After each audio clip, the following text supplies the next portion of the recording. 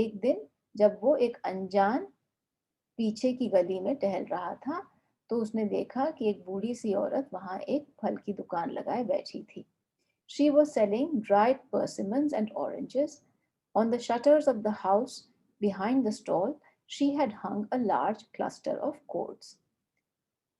दुकान पे वो सूखी रस भरी और संतरे बेच रही थी, और पीछे के घर के शटर पे, स्टॉल के पीछे, वहां पे उसने ढेर सारे गोड्स का एक गुच्छा टांग रखा था।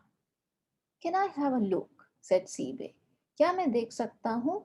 सीबे बोला, and immediately ran behind the stall and began examining the goods. और दुकान के पीछे भाग गया और गोड्स देखने लगा। Suddenly he caught sight of one which was about 5 inches long and at first sight looked quite commonplace. और अचानक उसकी नजर रुक गई एक ऐसे गोट पे जो करीब 5 इंच लंबा था और पहले पहल देखने में काफी साधारण लग रहा था, commonplace. Something about it made Sibe's heart beat faster. लेकिन उसमें कुछ ऐसा था कि सीबे के दिल की धड़कन तेज हो गई। How much is this one? He asked, panting out the words. हाँफते हुए उसने पूछा, ये कितने का है? Well, said the woman, since you're just a lad, I'll let you have it for 10 cents. बूढ़ी औरत बोली, अच्छा, क्योंकि तुम बहुत छोटे हो इसलिए मैं तुम्हें ये 10 पैसे में दे दूंगी। In that case, said Sibe urgently, please hold it for me, won't you? I'll be right back with the money.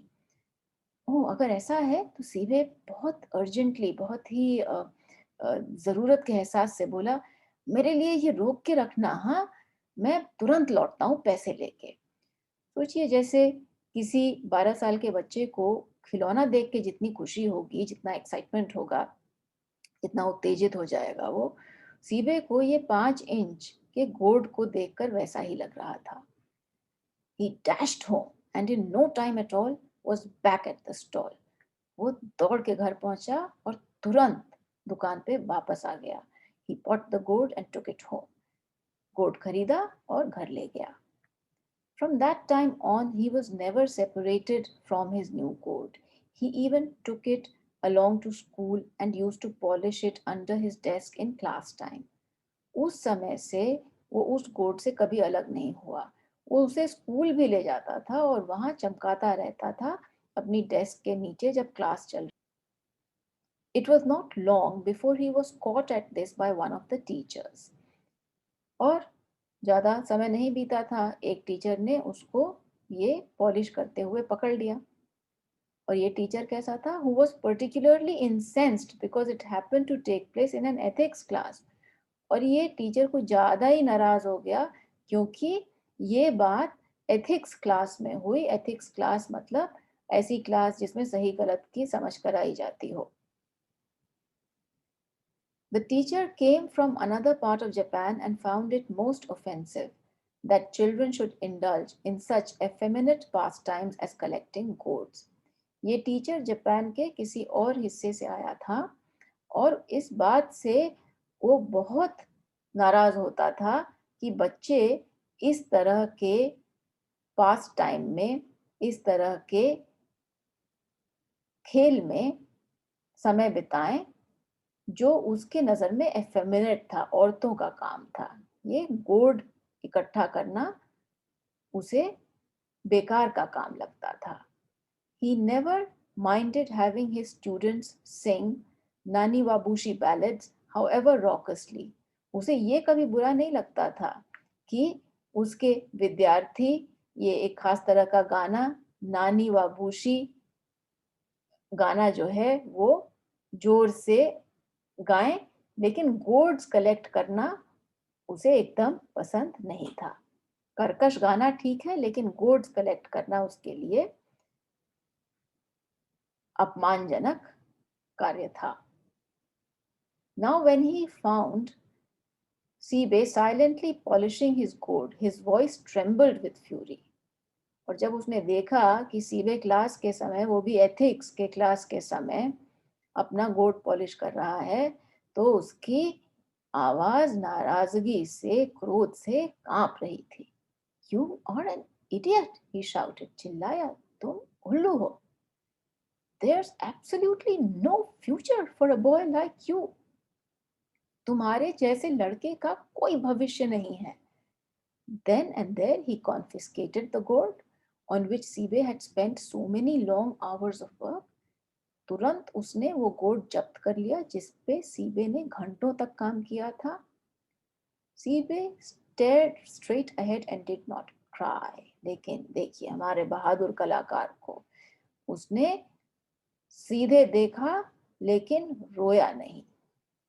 When he got home, Sibe's face was pale. जब घर पहुंचा तो उसका चेहरा उदास था। Without a word, he put his feet on the warmer and sat looking blankly at the wall. और बिना कुछ बोले हुए अपने पैर उसने पैर गरम करने वाले बक्से पर रखे और उदासीन रूप से दीवार ताकता रहा।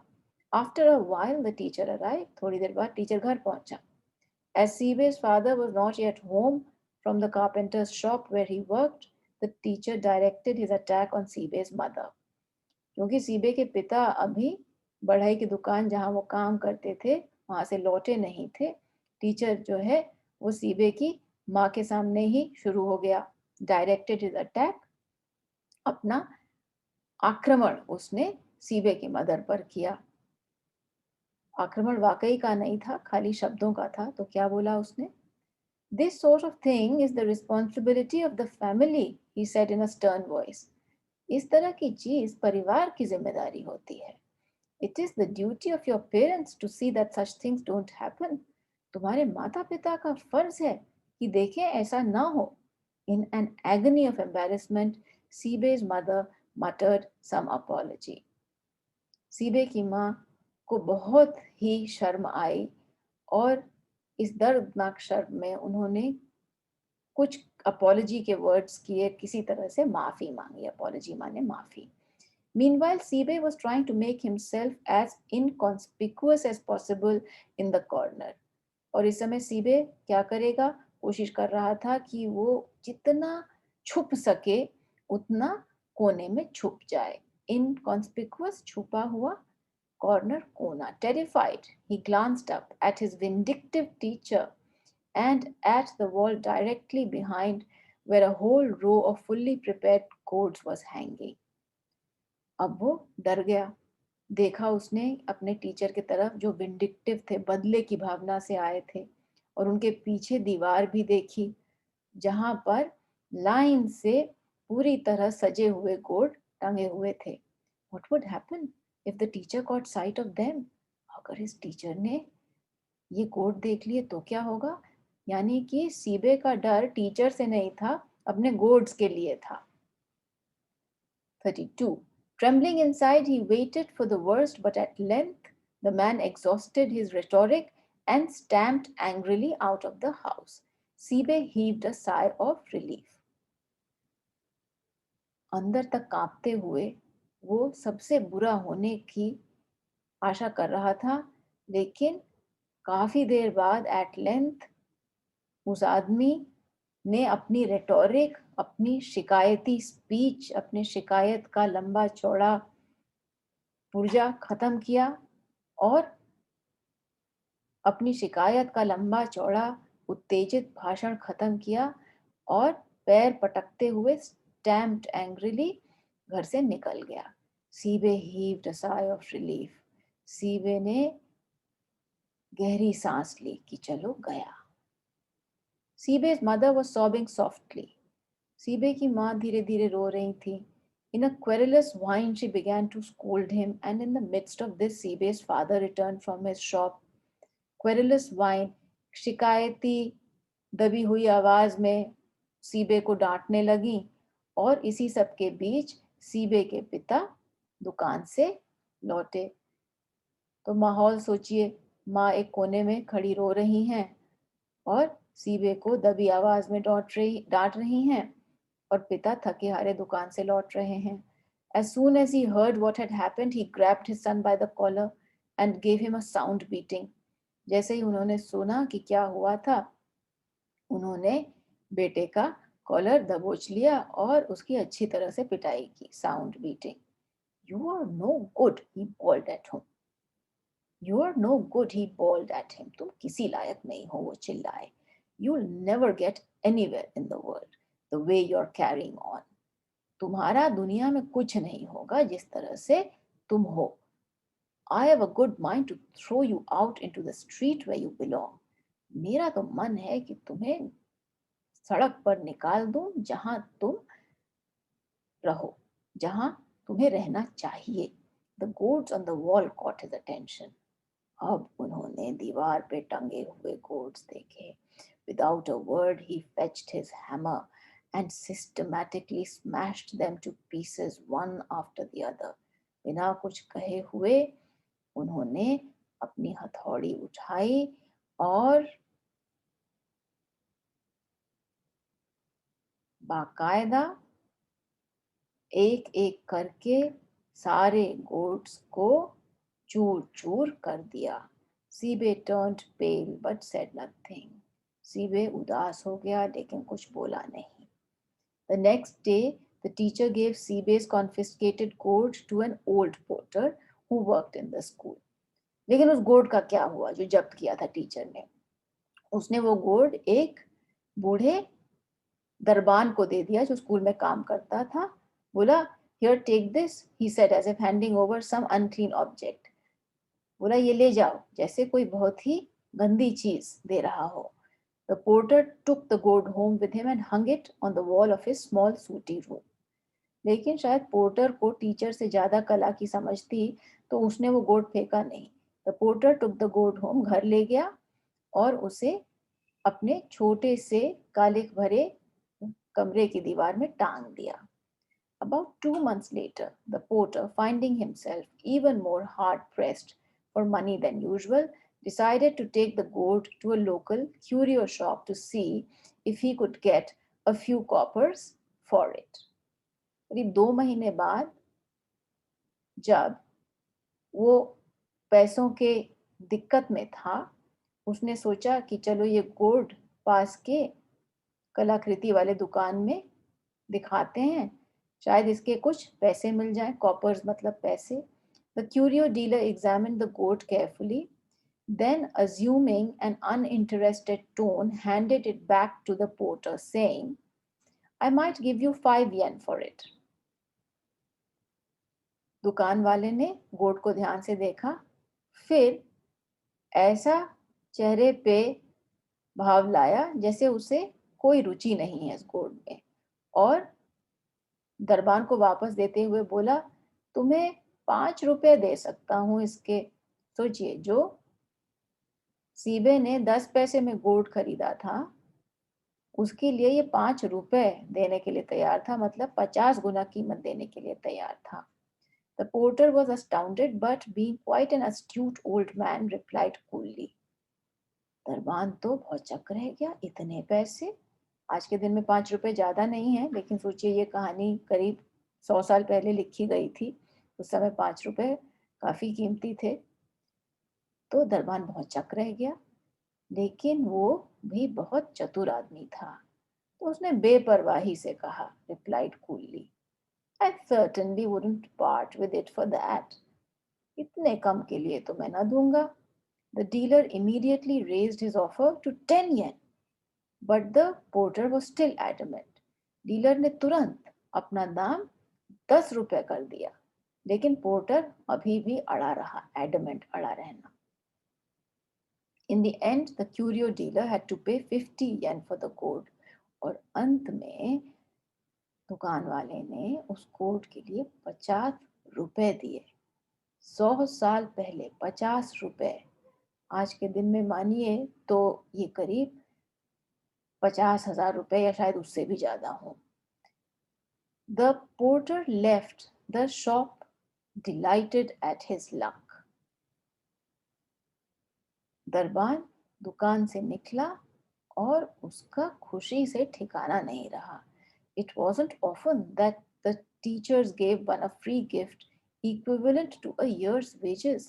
रोज तो नहीं होता था that अध्यापक लोग ऐसा गिफ्ट दें जो साल भर की तनख्वाह बराबर हो, माने कि इस दरबान की साल भर की तनख्वाह 50 रुपए थी। He was so clever as not to mention the matter to anyone, and neither Sibe nor the teacher ever heard what happened to the goat. लेकिन ये चतुर था, इसलिए इसने ये बात किसी को बताई नहीं। नहीं तो क्या पता लोग इस पे चोरी का इल्जाम लगा देते या कोई और दिक्कत होती। इसलिए ना तो सीबे को ना अध्यापक को कभी ये पता चला कि गोट का हुआ क्या। Yes, the porter was clever, but he was not clever enough. Little did he imagine that this same goat would be passed on by the curio dealer to a wealthy collector in the district for 600 yen. Porter चतुर तो था, लेकिन इतना चतुर भी नहीं था। वो तो ये सोच भी नहीं सकता था कि यही गोट दुकान वाला एक रईस कलेक्टर को, संग्रहण करने वाले को, जो शहर में रहता था, उसे 600 रुपए में बेच देगा। सीबे का 10 पैसे वाला गोट 600 रुपए में बिक रहा है। क्यों? क्योंकि उसने उसे इतना सुंदर बना दिया है, कला उस पर इतनी अच्छी की है, पॉलिश इतनी अच्छी की है कि ये रईस आदमी, जिसको कला की पहचान है, इसके लिए 600 रुपए देने के लिए तैयार है। Sibe is now engrossed in his pictures. Sibe अब क्या करे, गोट तो सारे तोड़ दिए उसके पिता ने, चूर चूर कर दिए। और गोट पे काम करने बैठता है तो पिता नाराज होते हैं, अध्यापक भी डांटते हैं। तो अब उसने चित्र बनाना शुरू कर दिया, उसी में खोया रहता था, engrossed. He no longer feels any bitterness either towards the teacher or towards his father who smashed all his precious goats to pieces. और उसे इस बात की कोई भी कड़वाहट नहीं है, ना तो पिता की तरफ ना टीचर की तरफ जिसने उसे डांटा, या पिता की तरफ जिन्होंने उसके कीमती गोड्स के टुकड़े टुकड़े कर दिए। Yet gradually his father has begun to scold him for painting pictures. लेकिन अब तो इसके लिए भी डांट पड़ने लगी है, वो जो चित्रकारी करता है उसके लिए भी डांट पड़ने लगी है। कहानी यहीं खत्म हो जाती है, लेकिन बात यहाँ खत्म नहीं होती। शुरुआत में आपके किताब में लिखा है कि इस कहानी में हमें ये पता चलता है कि बड़े लोग कैसे बच्चों के हुनर को खत्म कर देते हैं, उसको हानि पहुंचाते हैं। वो बात तो है इस कहानी में, लेकिन इसमें ये भी बात है कि सच्चा कलाकार इस सब से पीछे नहीं हटता। चलो गोट्स तोड़ दिए तो अब चित्रकार बन जाऊंगा, अगर इस पे भी नाराज हुए तो किसी और तरह से अपनी कला को मैं दिखाऊंगा। और इस बच्चे को देखिए, न रोता है, न चिल्लाता है, न घर से भागने की कोशिश करता है, बस बर्दाश्त करता रहता है और किसी न किसी तरह से अपनी कला में जुटा रहता है। तो इसमें बच्चे की मासूमियत और कलाकार का पैशन, कलाकार का जोश, दोनों हमें देखने को मिलता है। कहानी यहीं खत्म हुई। आगे हम कुछ प्रश्नों पर चर्चा करेंगे।